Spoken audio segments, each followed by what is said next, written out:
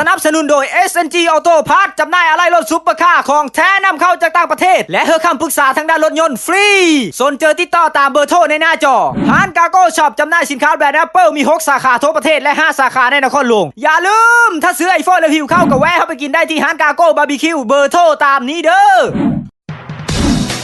กรมอุตุนิยมและอุทกศาสตร์ได้ออกประกาศแจ้งเตือนว่าสิมีพายุลูกหนึ่งซื้อมาแวมโคสิพัดผ่านประเทศเวียดนามในตอนแรกของวันที่14นี้และจะพัดผ่านเข้ามาประเทศลาวในวันที่15กันยายนซึ่งเหตุฝนตกและลมแห้งในบางแขวงทางภาคใต้เส้นสวรรณเขตสลอนนัตปือเซกองและจับประซักดังนั้นจึงแจ้งกับพ่อแม่ประชาชนในเขตดังกล่าวมีสติระวังตัวเด้อสู่เด้อขอคำว่าพายุนั้นมันสิมาผมคำว่าซิปหายใช่ทุกครั้งย่าว่าแต่พายุเธอนอกขนาดลมผิวกุดก้อนน้อยพัดขี้พุ่นยัดเฮาตาการได้รับตา4ตาอย่างขี้พุ่นเฮาโกเย็บขี้หมากันยังมีนับภาษาพี่เลือสิพายุลูกใหญ่ขนาดนี้ยันแต่มินิเย็บโดยขี้หมานะมันสิพัดขี้หมาดลิฟต์เขาป้าเองแห้งกี่ซิปหายก็ลบผิวกุดอีกสันนั้นก็เลยแห่ป้าห้องมาหาพี่น้องที่อยู่ทางสวรรณเขตสลอนนัตปือเซกองและจับประซักเพื่อมีสติระวังตัวเด้อสู่เด้